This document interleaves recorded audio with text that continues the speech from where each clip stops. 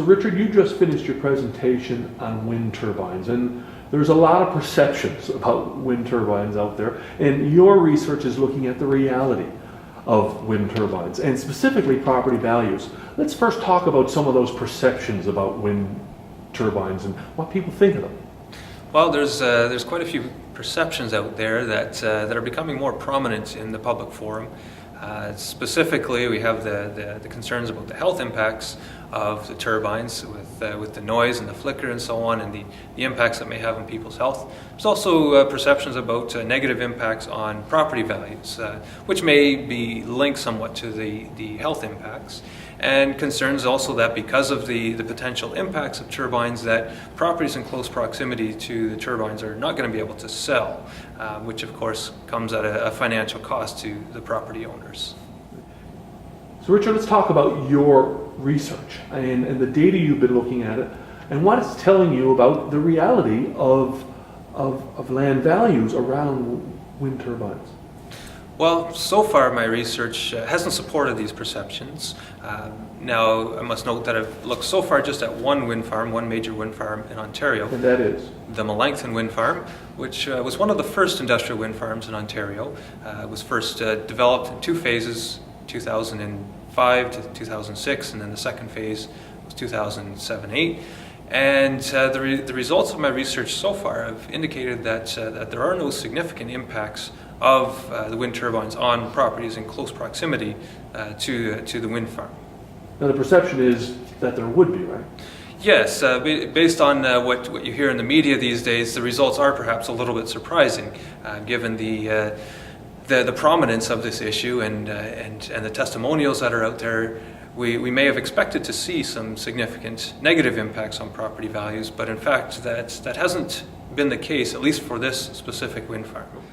So we're hearing a lot of noise, but we're not seeing that so far translate onto the bottom line value of land. That's right.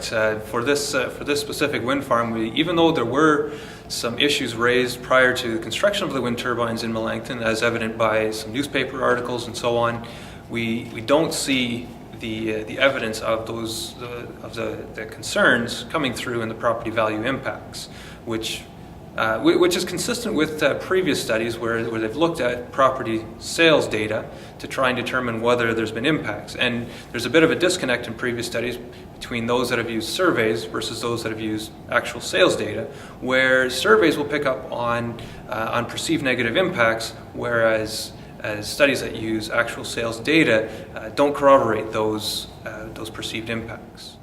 Now, in general, you say that land prices aren't being impacted, but there are some cases that it is happening, and you really need to look at this from a case-by-case perspective.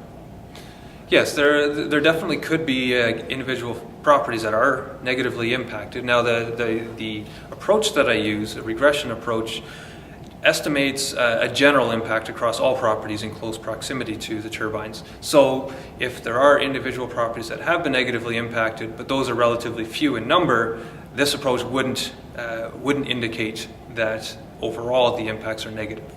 But definitely there is a potential that there may be some variance there where individual properties are negatively impacted for whatever the reason may be. So you have some research to do. You're really just getting started. Tell me about what you're going to do over the next year, and for example, and what you're hoping to learn. Well, I want to expand this research considerably.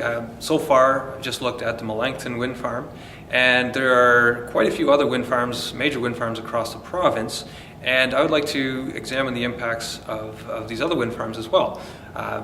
If I look back at a previous study that was done recently in New York State, they found that the impacts of turbines varied from one county to another, and they speculated that there may have been some differences in people's preferences between the different counties.